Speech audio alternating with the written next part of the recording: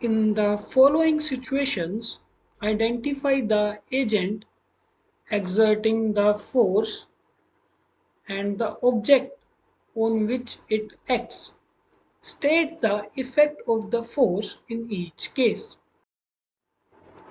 So, A part is squeezing a piece of lemon between the fingers to extract its juice.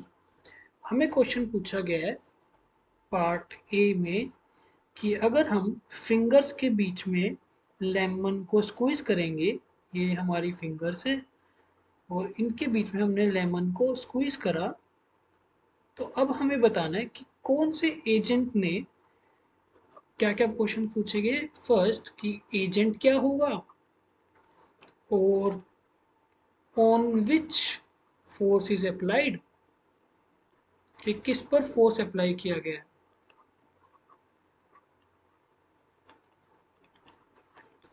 And C part is कि force का effect क्या होगा।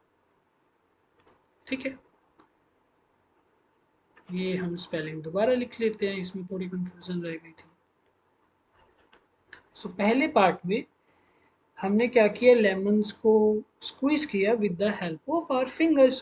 तो यहाँ पे agent कौन है, agent is muscular force.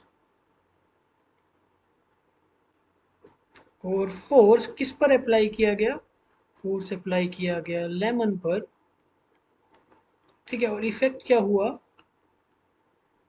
Effect हो गया change in shape of lemon, और जिसकी वजह से हमें लेमन का जूस भी मिल जाता है।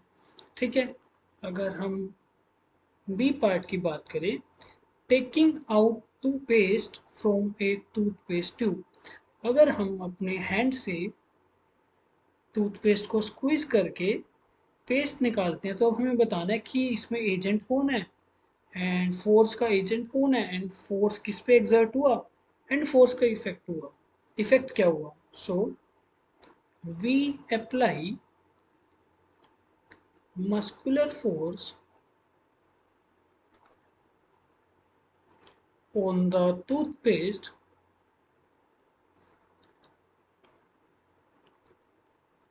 due to which its shape changes and also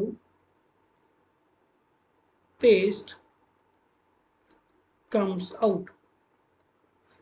और ऐसे हम पेस्ट अपने ब्रश पे लगा लेते हैं। ठीक है, अब हम सी पार्ट को डिस्कस करें। A load suspended from a spring while its other end is on the hook fixed to a wall। कि हमारे पास एक स्प्रिंग है, ये रहा हमारे पास एक स्प्रिंग जिसका एक एंड तो फिक्स्ड है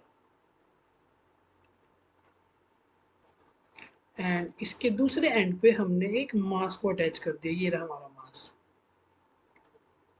ठीक है, सो अब हम इसमें बताना है कि इस केस में क्या होगा।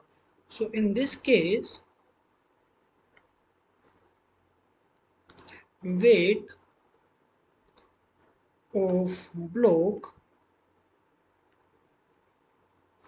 exerts force on the spring। जो मास हमने अटैच किया उसकी वेट की वजह से स्प्रिंग पर एक फोर्स लगा and this results in the increase in length of spring। और इसकी वजह से स्प्रिंग की लेंथ इंक्रीज हो गई। अगर हम ऑब्जर्व करें, इनिशियली स्प्रिंग हमारा इतना बड़ा था और वेट लगाने के बाद स्प्रिंग हम की लेंथ हमारे पास इतनी इंक्रीज हो गई। सो इसमें भी हमने तीनों चीज़ें डिस्कस कर ली कि एजेंट कौन है और किस पर फोर्स लगा एंड इफेक्ट क्या हुआ। ठीक है, सो ये रहा हमारा इफेक्ट जिसकी वजह से स्प्रिंग की लेंथ इंक्रीज हो गई। सो अगर हम पार्ट डी की बात करें, an athlete making a high jump to clear the bar at a certain height, कि अगर हमारा एक एथलीट, ये रहा हमारा एथलीट, ये भागकर आए और एक हाई जंप ले to clear a certain height, ये एक गिवन हाइट है, सपोज इसको मैंने बोला h, तो इसको ये कवर कर रहा है यानी कि क्रॉस कर रहा है। सो इस केस में क्या हो रहा है, in this case athlete applies force on ground, athlete जो है ग्राउंड पर फोर्स लगाता है, and ground applies force on athlete, अगर एथलीट ने ग्राउंड पे फोर्स लगाया तो ग्राउंड भी एथलीट पे फोर्स लगाएगा, due to which he makes jump, उस फोर्स की वजह से वो जंप मारता है एंड क्रॉसेस द बैरियर, और इस बैरियर को क्रॉस कर लेता है, ये रहा हमारा बैरियर। ठीक है, सो इस in this way we have answered all the four parts in which we have to answer agent, कि एजेंट क्या था फोर्स का, और फोर्स किस पर अप्लाई किया गया, और फोर्स का इफेक्ट क्या हुआ।